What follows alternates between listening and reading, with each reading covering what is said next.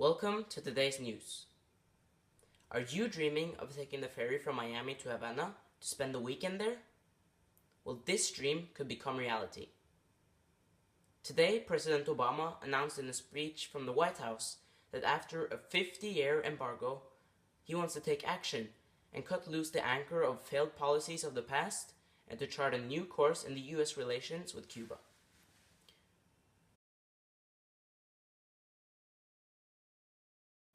Well, first, let's take a little recap to look at what this case is really all about. It started in 1959 when Fidel Castro came to power after the Cuban Revolution. Over a 6-year-long time period, he made Cuba the first socialistic state on the Western Hemisphere. The US, of course, didn't approve of this, and CIA actually tried to overthrow Castro's regime and having him killed several times, with the most known operation being the Bay of Pigs invasion. This was in 1961. After this, Fidel Castro started a huge nationalization of the country's industry, and he made sure to tie close relations with the Soviet Union. This, together with the Cuban Missile Crisis, triggered Kennedy into pulling a boycott against Cuba, which ended up in a 5-decade-long embargo. In the first step of rebuilding relations between Cuba and the US, they have both agreed to release some political prisoners. Therefore, after 5 years in Cuban prison, American Alan Gross has finally returned to US soil. In exchange, Obama has agreed to release 3 Cuban spies. Also, President Obama is now opening for increased travel and trade between the two nations. As a matter of fact, the restrictions on travel to Cuba for US citizens have been eased in 12 of the earlier established categories, pure tourism not being one of them. Also, travel agencies, insurance companies, and airlines will now have the option to offer services for travel to Cuba. The restrictions on ships coming from Cuba to the US have also been modified. Before, ships exporting goods such as food, medicine, and other emergency items to Cuba would have to wait for 180 days before entering a US harbor. This will no longer be required.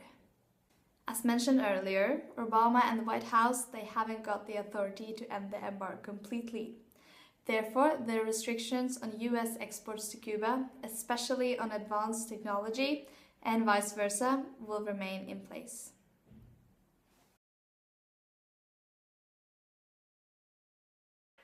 The new communication between Cuba and the US have been widely covered by national as well as international media, such as CNN, The Guardian, Huffington Post, and Granma, which is the most read Cuban newspaper, and it's published by the Cuban Communist Party.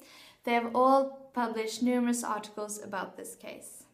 But what came to me as the most surprising is that the information found on Granma's website matched surprisingly well with the information found on the website of the White House. Even though their headlines might be slightly different focused, they have included the exact same facts, and it looks to me like they're on the same page when it comes to the new guidelines of the embargo.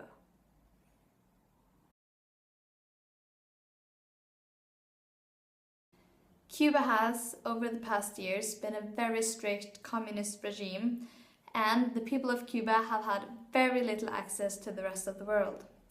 But now, the Cuban people will, amongst other things, they will gain a much bigger access to the internet. And experts are positive that the rest of the world will have a huge influence on Cuba in the coming years. Also, many people predict that it's only a question about time when the Castro regime will fall and a new and democratic rule system will take form on Cuba. Raúl and Fidel Castro have actually stated that Cuba won't abandon communism. However, experts claim that it is inevitable that Cuba will become a democracy with a new flow of people, influence, ideas, and politics from the rest of the world. But this change won't come easy. The Castro regime have seen from the past that it was the pressure from the population that brought down communist states in Eastern Europe in 1989, and therefore they will probably resist change for as long as possible. Even though Obama and the White House have some authority to modify the restrictions on travel and trade to Cuba, only the Congress has the power to overturn the embargo completely. However, Obama has received some mixed thoughts on his new Cuba policy. Some Republicans are worrying that this will only strengthen the Castro regime, which have been accused of performing abuse that violates with the human rights and is listed by the State Department as a state sponsor of terrorism.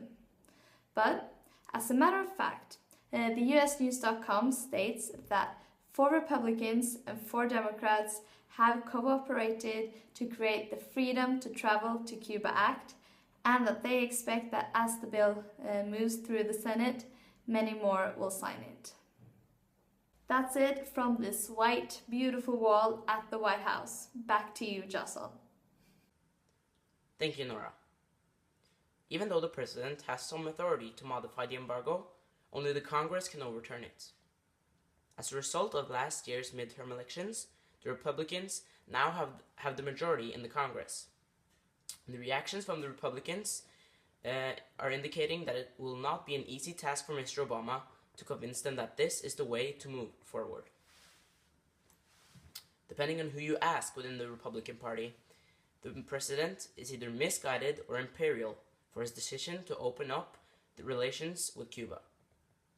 We are rewarding Cuba for the kind of behavior that has characterized both Castro brothers, Arizona Senator John McCain said about Obama's surprise announcement. The president continues to violate the law, McCain said, referring to Obama's intention to move forward with the changes without congressional authorization. He just did on Cuba, and he continues to act in the most imperial fashion. Florida Senator Marco Rubio, a vocal opponent of the policy shift, added to the criticism, calling the plan misguided. Just yesterday, Raul Castro gave a speech where he made it very clear that there will be no political changes on the island, nor did the president ask for any. Rubio, the son of Cuban immigrants, commented. So if you're going to make concessions to Cuba, if you're going to recognize them diplomatically, you're going to have more commerce with them. There has to be some corresponding opening on their part towards democracy, he added. There was none in this engagement. That is why the policy is misguided. For his part, Obama defended his moves to ease relations with Cuba, explaining that it's an opportunity to try something different. For 50 years, we have tried to see if we can overthrow the regime through isolation. It hasn't worked, Obama said. If we engage, we have the opportunity to influence the course of events at a time where there is going to be some generational change in that country. It remains to see what happens in the Congress and how the US relationship with Cuba will evolve. Hopefully, it won't take another 50 years before we can go on holidays to Cuba. And while we're waiting for the new Cuban spring, we can at least enjoy a good Cuban cigar. Thank you.